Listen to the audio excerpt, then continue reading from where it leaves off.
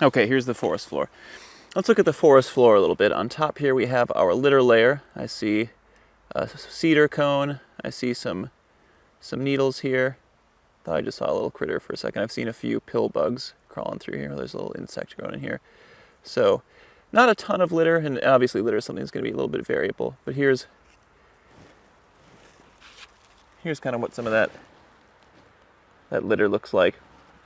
So maybe a centimeter of litter, and then underneath that, our F horizon. I think we're looking at probably maybe 2 centimeters of F horizon if I look around in some different spots here. So not a very thick F horizon, and I'm really not seeing any H horizon. We're just kind of transitioning. I take that back. So here's a little bit more of the F. So I guess it is a little bit thicker. So let's see. We're probably looking, maybe we'll call the F horizon 4 centimeters thick. Yeah, okay. It's very light and fluffy. Very, very soft. So we've got about 4 centimeters of F horizon here, and then we get down to H, and there's not much, if any, H. I'm in a little spot here where there might be a little bit of a charcoal. But that H pretty quickly gets gritty. So maybe there's at most a centimeter of H, but not much of an H horizon. So a little bit of an L, a bigger F, but not a huge forest floor in total. So I think I said about a centimeter for L, maybe about 4 centimeters for F, and maybe a centimeter for H. That's probably being generous. So on the whole, I'd say we've got about 6 centimeters of forest floor thickness. Okay, so we've got those things figured out for the soils. So let's go back and figure out our humus form. I'm going to give you a hand keying out that humus form, because as I look at the key, I realize that we're in kind of a gray zone in the key. So on this key, question 1A, or option 1A, well to imperfectly drained sites, humus form not saturated for a prolonged period. So basically it's saying, are we not in a wetland or an area that's frequently saturated? And the other option is poor to very poorly drained sites, humus form saturated for prolonged periods. This looks like a well-drained site. To me, I haven't seen any evidence that especially the humus form gets saturated, so definitely 1A on that. And then 2, this is where it gets confusing. 2A, combined thickness of F and H horizons greater than 2 centimeters. So I think I said our F horizon was maybe 3 or 4 centimeters.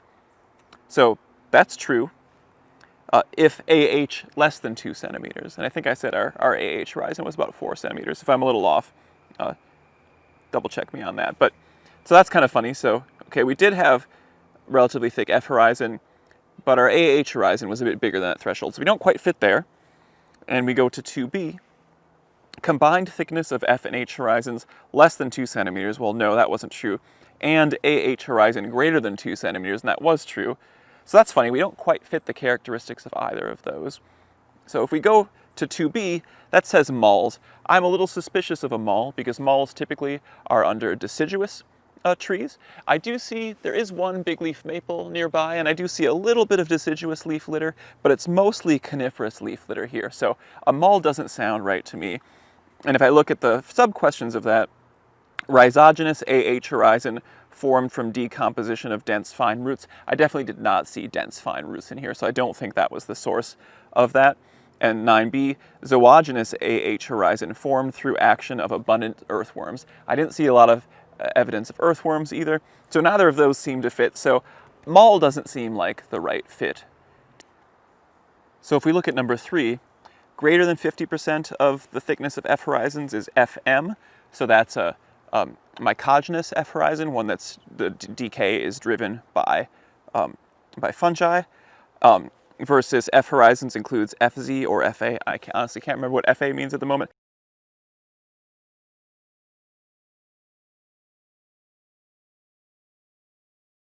FZ stands for zoo. I can't remember what the zoo is, but basically organisms breaking it down.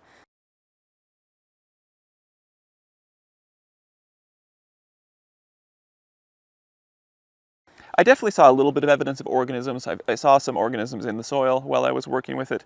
So I don't think that our thickness was entirely by fungi, or don't think the F horizon was being entirely broken down by fungi. So I'm going to put this in the motor range. So for our purposes right here, I just wanted to know more, motor, or mol. Definitely it wasn't a mol. I think it's more likely a motor than a more. And if we look at this kind of quick and easy figure for classifying these and read these, more, a matted F horizon with an abrupt boundary between mineral soil and organic layer.